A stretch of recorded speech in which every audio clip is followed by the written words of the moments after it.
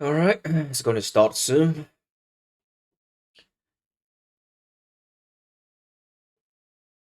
Stay tuned. Oh, Hi, I'm there's the Mark sound. Cerny. I'm Mark. excited to be here to talk about the newest addition to our console lineup, PlayStation 5 Pro, Of and how it course. advances gaming technology. Okay. But first, I want to take just a minute to look at what we put in the original PlayStation 5 and how it delivers. Last time I watched this presentation on PS5 and my brain exploded. Let's hope we can cope with the When technical PS5 stuff. debuted in 2020, it brought a lot to the table. Yeah, Eight a Zen 2 lot. CPU cores form the brains of PlayStation 5, and enable Okay. high-speed complex gameplay, with character counts reaching into the hundreds, Which game is this? and frame rates that can be as high as 120 frames a second. Okay, Borderland.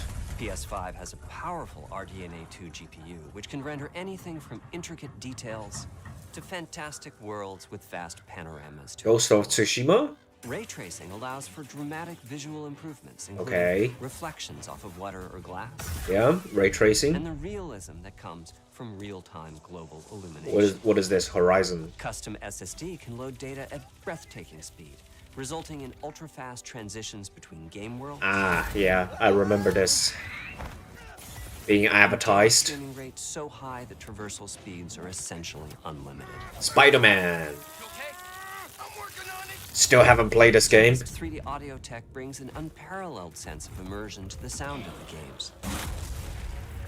With audio so real, you may not even need to see the enemies to know exactly where they are. Well, now I can't really comment on this because Finally, I'm using my own headphone rather than the PS5 headphones. What your character is experiencing inside of the game. Controls? Okay. It's wonderful to see such variety and richness of game experiences. Creators have made amazing use of the hardware capabilities, but when I talk to them, I do hear about their desire for more graphics performance. More graphics Dreams of the performance. developers are bigger than can be supported at 60 frames per second, and that leads to an aspect of modern gaming that we're all familiar with: graphics modes. Graphics It can be mode. a difficult choice for players. Uh-huh, yeah. Fidelity modes emphasize the visuals, typically through higher resolution rendering. These modes might also have enhanced detail or use more ray tracing. Okay, yeah. But the games only run at 30 frames per second. The visuals can be choppier, and the controls less responsive. Uh-huh. Performance modes emphasize frame rate and interactivity, Yes. typically choosing to run at 60 frames per I usually pick the performance mode. mainly by reducing the graphical detail until those frame rates can be achieved. I mean, small differences to me. When asked to decide on a mode, players are choosing performance about 3/4 of the time. 3/4. Removing that decision, or at least narrowing that divide, is one of the key targets for PlayStation 5. Yeah, I wanted to remove this Players the graphics that game option. creators aspire to, at the high frame rates that players typically prefer. To do that, PS5 Pro substantially improves over PlayStation 5 in 3 ways. Here's what we call the Big 3. The big First, three. we made the GPU much larger. and Larger increased GPU? The speed of the memory it uses. Of The course. result is rendering that's up to 45% faster. Oh, 45% faster. That's Second, really we big. made major upgrades to the ray tracing, taking a streamlined and accelerated approach that allows calculation of the rays at double or even triple the speeds of Double to PlayStation 5. triples, huh? And finally, we added custom hardware for machine learning and an AI The machine library learning? called PlayStation Spectral Super Resolution. PlayStation or Spectral PSSR for short. Super Resolution. What the hell is PSSR that? analyzes the game images pixel by pixel. Okay. And can add an extraordinary amount of detail. AI-driven which boosts the upscaling. effective resolution of the games. Okay, so it's basically We're adding PS5 Pro AI-driven support to new and upscaling. existing titles. And with the big 3 involved, the results can be pretty amazing. With graphics showing something like fidelity levels of detail, but at double the frame rate. Oh, Here's The Last of Us Part 2 running Last on of PS5 Us. Pro. Oh, It has huge amounts of detail and targets a super smooth 60 frames per I mean, it second. looks very smooth. Let's compare this to the fidelity mode on Ooh, PS5. it looks which a is little only bit. running at 30 frames per second. It looks a little and is bit therefore choppier. much choppier. Yeah. This goal of delivering almost fidelity-like graphics at performance frame rates has been achieved for a broad set of titles, including Marvel's Spider-Man 2, Okay. and Ratchet and Clank Rift Apart. We can see that PS5 Pro is close to doubling the power of PlayStation 5. Damn, okay, fair enough. Another way to compare the two consoles is to look at PS5 Pro versus performance mode on PS5. Okay, Both of which performance. target 60 frames per second. Frame rates. What we see here is a difference in detail. PS5 Pro is much sharper and crisper than PS5. Small For difference, this, but I can my see it. favorite is the parade scene from Ratchet and Clank.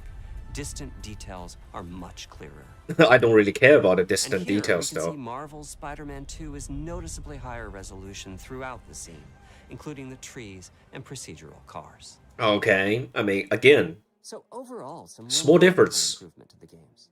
On PS5 Pro, we can see increased sharpness to the graphics or smoother and more responsive gameplay. But is it worth for me to buy the new Pros, though? As you've been seeing, machine learning via the PSSR library is being used quite broadly to add pixel detail and boost frame rate.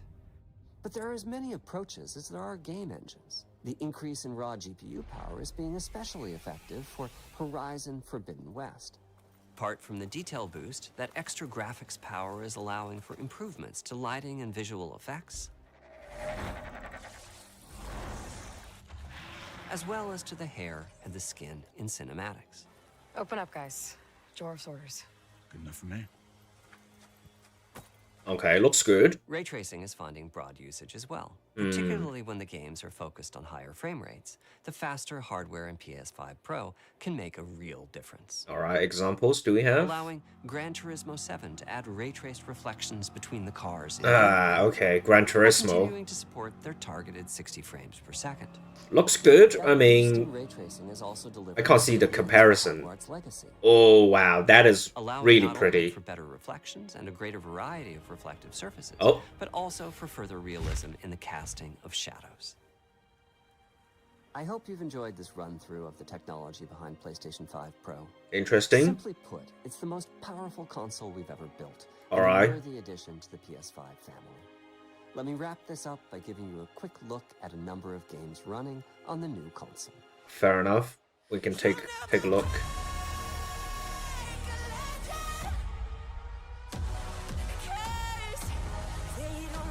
Oh yeah, that's right. We have leaks, but we didn't see the actual PS5 image until now. I mean, looks pretty good. Again, as I always said, small differences. Oh, Final Fantasy Rebirth. Damn, it looks pretty good. Horizon, Close your eyes. Last of Us, It'll be worth it. Okay. Demon Souls, Lies of P. Did I do it? Oh, what is this? What's with all the neon? Oh, what is that? What is this? Control? Biohazard? Assassin's Creed? Toyota with Venom. Oh. Hogwarts. Racing game. Gran Turismo, I guess. What is this? Stellar Bait? Oh, Dragon's Dogma. Okay, that was Control, wasn't it? I mean... Vertical stand sold separately. Are you serious? £700!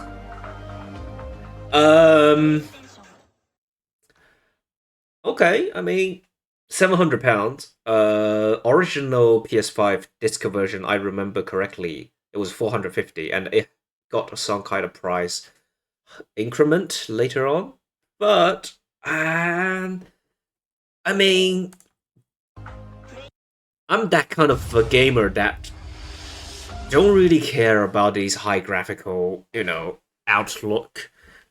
As long as it runs smooth, no frame rate drops, I'm all happy. It does not need to be the most crispiest, game I have to see in the world. But £700? Is it worth it? Oh, it's also coming on November the 7th. What is that? 2 months?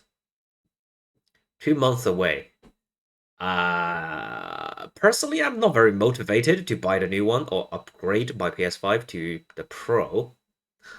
Unless, I mean, I'm a bigger Monster Hunter fan. Unless somebody tells me, Monster Hunter Wild is going to be running super smooth on the Pro. Otherwise, I would not see myself upgrading. That's just my personal opinion. Again, well, if you're watching, let me know your personal opinion. Do you think it is worth it? $700 or £700? €800? Would you upgrade it if you have a PS5? Would you buy the Pro? Let me know. Personally, I'm not up to it. But again, thanks for watching. See you next time.